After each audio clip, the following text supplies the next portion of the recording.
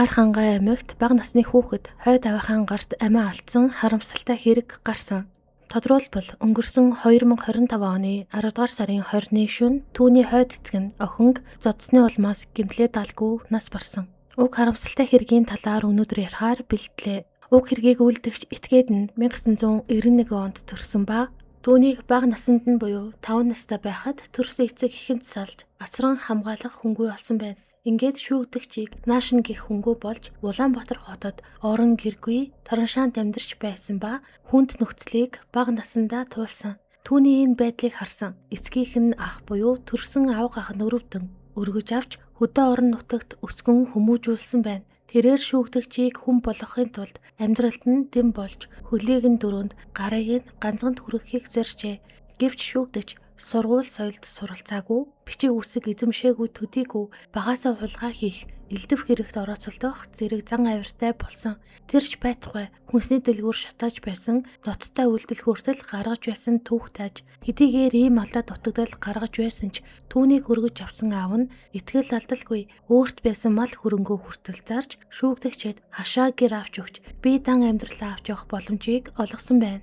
Шүүгдэгчдээ өмнө нь гэр бүл зохиож байгаагүй бөгөөд хулгайн хэрэгээр шоронгоор орж гарсан түүхтэй. Талигач охины ээжтэй 2024 оны 9-р сард фэйсбүүкээр танилцаж хамтын амьдралаа эхлүүлсэн байж, Талигачийн ээж нь 2022 оны 4-р сарын 2-нд Дорнод аймагт төржээ. Тэнд анхныхаа нөхөртөө хамт амьдардаг байсан боловч нөхөр нь хулгайн хэрэгт холбогдсон цаг мөчөөс хойш ер нь хоорондоо таарч тохирхоо болон салсан байна. Харин охиныгоо төрсөн эцэгтэй нуулзалдаггүй байсан бөгөөд Дорнод аймагт байдаг охины эмээ нь аж охинтойгоо видеоколоор харьцдаг байсан хэмээн эмээ нь ярьсан. Охин төрсний дараа удалгүй анхны нөхөр буюу охины эцгээс салж охинг Төв аймагт байх өвөө эмээ нь 1 сар гарантай байх үед нь авчирч өсгсөн ба эмээ өвөө хоёр нь охинг 2 нас хүртэл нь өсгсөн байжээ. Гэвч охин хүнтэй танилцаж суугаар болсон гэдгээ дуулгаж охиноо авч явж сургууль цэцэрлэгтэн сургана гэд 2024 оноос өөрийн ээж аав дээрээ үлдээсэн байсан охиноо авч Ар хангаа аймагт буюу шүүгдэгчийн гэрт гурвал амьдрах болсон байна. Охин 2025 оны 10 дугаар сарын 20-ны шөнө өөд болсон. Тэр өдөр яг юу болсон бэ? Уг үйл явдлын талаар Талигач охины ээж дараах мэдүүлгийг шүүхийн хэлцүүлэгт өгсөн. Тэрээр хэлэхдээ охин маань 3 нас 6 сартай 2025 оны 10 дугаар сарын 20-ны өдөр Ар хангаа аймагт байх гэртээ хамтран амьдрагчдээ охин нарын хамт байсан. Гэртээ байхад хөр шайлын хүн болох гэээгч бид нарыг орж хоол ид гэсэн. Тэгэхэр нь бид 3 гэээгчэнд орсон. Бид нарыг тэдний гэрт орох үед ойролцоогоор 19 цаг болж байсан санагдаж байна. Тэнд хоол идчихэд байж байхад гэээгчийн нөхөр 2.5 литртэй нийслэл нэртэй пив задлсан. Тухайн пивийг би, гэээгч болон гэээгчийн нөхөр мөн шүүгдэгчдээ уусан. Тухайн пивнээс би 3 аягийг уусан. Өөр ахиж уугаагүй. Тэгсэн нөгөө пив нь дууссан чинь шүүгдэгчдээ хүний эмийг зүгээр уугаад яах вэ? Би нэг пив аваад ирэгээд дэлгүүр орж ахин 2.5 литртэй нийслэл нэртэй пив авчирсан. Уг пивийг гэээгчийн нөхөр болон шүүгдэгч хоёр хувааж уусан. Тухайн пивийг уугаад дээ нэлийн согтсон. Ингээд байж байхад гэээгчинд хөдөөнөөс хүн ирсэн. Тэр хүмүүсийн нэрийг нь би мэдэхгүй. Тухайн хүмүүст пивийг дээ аягалж өгсөн. Тэгэхэд нөгөө хүмүүс пивнээс уугаагүй. Ингээд байж байхдаа би гэээгчд хандаж хүүхдүүддээ ундаа авчирч өгье гэсэн чинь тгий гэсэн. Гэээгчийнхээс дэлгүүр орохоор гэээгчийн нөхөр болон нөгөө хөдөөнөөс ирсэн 2 хүний хамтаар бид дэлгүүр явсан. Тэр үед 23 цаг өнгөрч байсан байх. Нарийн цаг анзаарч хараагүй. Дэлгүүр явах үедээ охиноо авч явах гэсэн чинь би хараад охиноо унтуулж бай. Маргааш цэцэрлэгт явах юм чинь эрт унтуулсан дээр гэхээр нь тэгдэг гэж хэлээд охин болон дээ нарыг эгчийн гэрт үлдээгээд явсан. Буцаад эгчийн ирсэн чинь тэдний гэрийн хаалга онгорхой. Харин дээ болон охин маань гэрт байхгүй байсан. Тэгэхээр нь гэр рүүгээ хараад амарсан юм байх гэж тэр үедээ бодсон. Тэгээд эгчийн нөхөр нь шалан дээр цус болсон байна. Хүүхдийн чинь хамбарнаас цус гарсан юм байх та. Хүүхэд чинь гайгүй байгаа гэхээр нь би шууд гэрлүүгээ ганцаараа гүйсэн. Гэрт очиход гэрийн хаалгыг дотор талаас нь чойжилсан байсан. Тэгэхээр нь би хаалгаа онгойлгооч хүүхэд зүгээр үү гэж асуухад хүүхдийг чинь зодчихсан гээд гэрийн хаалга онгойлгож өгсөн. Гэрт ороход охин маань зүүн талын орон дээр дээш харсан байдалтай нүүр хэсэгт нь гар нүүрний альчуурыг тавьсан байсан. Охин дээр очиход ухаангүй хамраас нь болон баруун талын хөмсг хэсгээс их хэмжээний цус гарч нүүр хэсэг нь мэдэгдэхийн аргагүй амар болчихсон байсан. Би дээд хандаж хүүхэд яагаад зодож байгаа юм бэ гэхэд миний өдөөс хараад инээгээд зогсоод байсан. Би охиноо тэрврээд орилж чарлаж байх үед гээ ихч манай гэрт орж ирсэн. Энэ үедээ худлаа жүжиглэж ухаан алдаж доош унаад байсан. Тэр үед түргэний эмч дуудсан байсан юм шиг байлээ. Яг хэн дуудсан талаар би мэдэхгүй байна. Ямар ч байсан түргэний эмч ирж үзээд охиныг эмнэлэг рүү аваад явсан. Ер нь бол ийм л зүйл болсон. Дээ нэлийн согцсон байсан. Хөл дээрээ тогтож ядаж байсан. Ер нь бол өөрийгөө хянах чадвар муу байсан. Дээ болон охин хоёр хоёулахнаа үлдсэн. Түүнээс өөр хүн байгаагүй. Дээ нь 2025 оны 9-р сарын 20-ны үед санагдаж байна. Гэртээ байх үедээ намайг цохиж зодсон. Энэ үед миний охины үснээс нь зулгааж байсан. Түүнээс өөр цохиж зодож байсан удаа байхгүй. Дээ бид хоёр 2024 оны 9-р сарын 20-ны өдөр фэйсбүүкээр танилцаад түүнээс хойш одоо хүртэл хамтран амьдарч байна. Бид хоёр дундаасаа хүүхэдгүй. Харин би одоо дээгийн хүүхдийг тээж байгаа. Одоо 3 сартай жирэмсэн. Миний охин дээгийн хүүхэд биш. Охины аав нь Дорнод аймагт ажиллаж амьдардаг.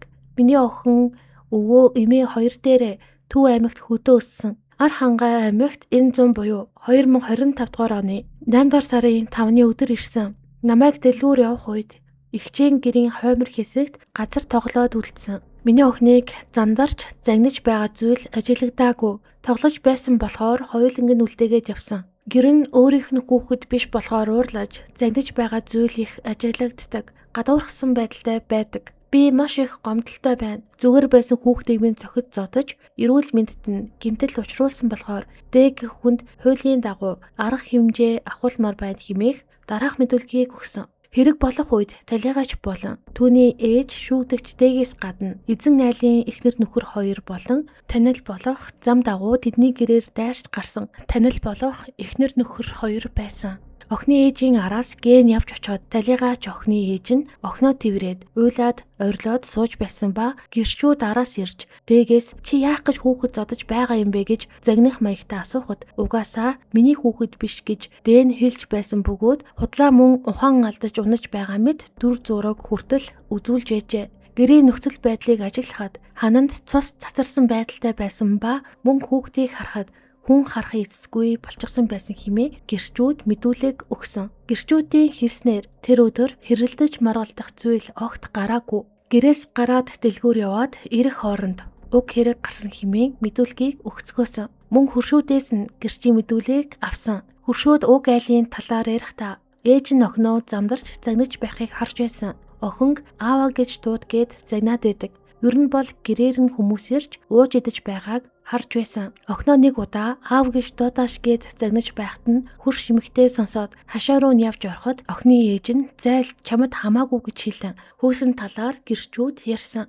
Харин аймгийн хүүхэд хамгааллын төвд хүүхдээ хүчирхийлсэн талаар дуудлага мэдээлэл бүртгэгдэж байгаагүй ба харин цэцэрлэгийн багш нь дараах мэдүүлгийг өгсөн. Тэрээр хэлэхдээ би хүүхдүүдээ хүлээж авахдаа аль болох хөхөрч шалбарсан зүйл байна уу гэд эргүүлж тойруулж чадлаараа л хардаг. Охин гайгүй байдаг байсан. Охинг ээж нь мөн дэг их залуу хүргэж өгч авдаг байсан. Хүүхдэл болсон хойно гэртээ харин гээд их баяртай гэртээ хайрдаг байсан хэмээн мэдүүлэг өгчээ. Охинг түргэнийхэн ирж аван эмнэлэгт хүргэсэн. Шүүгдэгчдийг цагдаа нар ирж баривчлан авч явсан байдаг ба шүүгдэгчид сотруулах ундааны төвшин тогтоох шинжилгээ хийхэд 0.6 промил спиртийн зүйл илэрсэн. Энэ нь согтолтын хөнгөн зэрэг юм. Энэ хэргийн хамгийн аймчигтай хэсэг нь шүүх шинжилгээний дүгнэлтүүд байсан.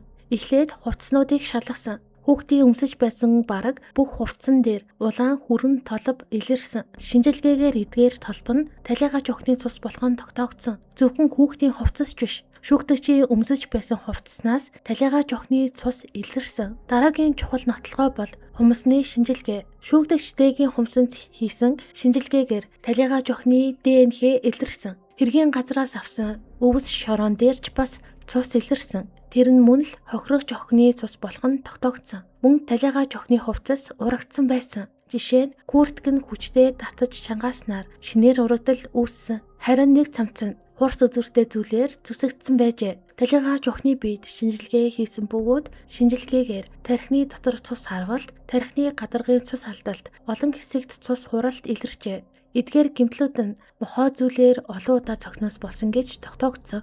Охинд нэг удаа биш, олон дахин цогсон байсан. Охин эмнэлэгт яаралтай хүрэгдсэн боловч эмнэлээд авахгүй нас барсан. Үхлийн шалтгааныг нь тодруулсан бөгөөд үхлийн шалтгаан нь гавал тархины хүнд гэмтлээс болсон хэмээн тогтоогдсон. Үүнээс болж амьсгал зүрх судасны үйл ажиллагаа зогссон. Шүүдэгчдээд шүүх сэтг зэмгийн шинжилгээ хийсэн. Дээнд сэтгцийн өвчнгөө хийж байгаа үйлдэлээ ойлгодог. Өөрийгөө хянах чадвартай хэмээн тогтоогдсон байна. Өөрөөр хэлбэл шүүгдэгчтэй тэр үед юу хийж байгаагаа бүрэн ойлгож хянах чадвартай байсан гэсэн үг юм. Ингээд бүгдээрээ шүүгдэгчтэйгийн мэдүүлгийг сонсцгоё. Би тухайн үед арх сотгруулах ундааны зүйл хэрэглэж ухаанаа алдсан байсан болохоор юу ч санахгүй байна. Тийм болохоор миний үйлдэл тохирохгүй байна. 2025 оны 10 дугаар сарын 20-ны өдөр нэгдэх өдөр байсан. Өглөө 8 цаг 30 минутын үед цэцэрлэгт хүүхдээ хүргэж өгсөн. Хүүхдээ хүргэж өгөх үед эхнэр надтай хамт явсан. Явган хүргэж өгсөн. Хүүхдээ хүргэж өгөөд буцаад 9 цаг 5 минутанд гэртээ ирсэн. Гэртээ ирээд би танил ахын гэрт эхнэртэйгээ хамт очсон. Тэднийд очиод түлээг нь хагалж өгсөн чинь 25 мянган төгрөг надад өгсөн. Тэндээс өдрийн 15 цаг өнгөрч байхад гарч гэрлүүгээ бит хоёр явсан. Гэрт ирээд өөрийн түлээний модоо хагалж дуусаад хүүхдийн цэцэрлэг тарах цаг нь болсон болохоор бит хоёр хамт охины цэцэрлэг рүү явсан. Цэцэрлэгээс хүүхдээ аваад гэртээ ирэхэд 17 цаг 30 минут болж байсан байх. Гэрт байж байхад урд талын хурш шайлаас нүүрс асуусан. Тэгсэн чинь байхгүй байна гэсэн. Ингээд гээ-хчээс очиж нүүрс асуухад тал ногоон шуудатай нүүрс өгсөн. Тухайн нүүрсийг аваад гэртээ ирсэн чинь гээ-хч хоол ид гэсэн. Тэгэхээр нь би 2 ширхэг 20 литрийн сав аваад худаг руу усанд явсан. Намайг гэртээ ус аваад ирэхэд эхнэр охиныг дагуулад гээ-хчийн гэрлөө орсон байсан. Тэгсэн над руу эхнэр залгаад гээ-хчийн дороод ирээч гэсэн. Гэр рүү нороход охин болон гээ-хчийн хүүхэд 2 нохоо гүлэг булаацалтаад тоглоод байж гисэн. Тэгэхээр нь гээ-хчийн нөхрөөс нөгөө айлд чинь нохоон гүлэг байгаа юу гэж асуухад байгаа гэсэн. Ингээд тухайн айлд очиж гүлэг авчирч гэртээ ирсэн. Энэ үед 19 цаг 30 минут өнгөрч байсан. Ингээд гэрт охин болон бид 3 байж байхад гээ-хч хоол ид гэж дуудсан. Тэгээд бид 3 дахиад гэр рүү норсон. Гэрт нь орсон мах чансан байсан. Нөгөө махнаас нэдээд байж байхад эгчийн нөхөр нийслэл нэртэй 2.5-тай 2 ширхэг пив Фанта гэсэн нэртэй 2 литрийн ундаа гаргаж ирсэн. Тухайн пивийг бид 4 уусан. Харин тухайн пивнээс гээ-хч 2 айгийг уусан. Тухайн 2 пивийг хоёуланг нь ууж дуусгасан. Энэ үед 21 цаг өнгөрч байсан.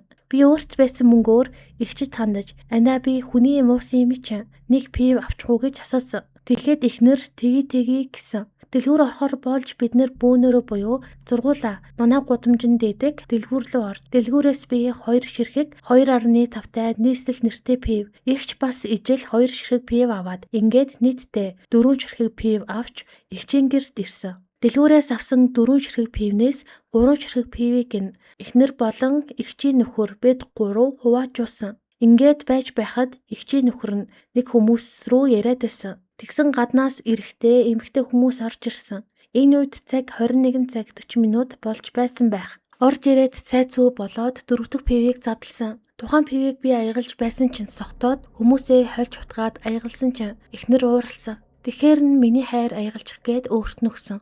Пив аягалж байснаа эхнэр охин руу уурлаж "Геймэн дуугүй бай" гэдсэн. Тэгсэн гээ-хч "Чи яаж байгаа юм бэ? Хүүхдээ тэгж хэлтгэн" гэсэн.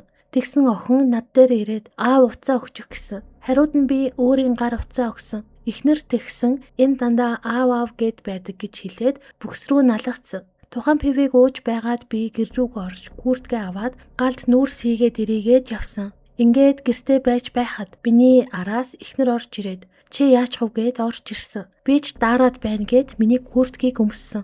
Ингээд байж байхад манай гэрийн гадаа гээ-хч нөхрийн хамт мөн нөгөө ирсэн байсан гэрэгтэй эмэгтэй ах эгч 2 гээ-хчийн хүүхэд манай охин.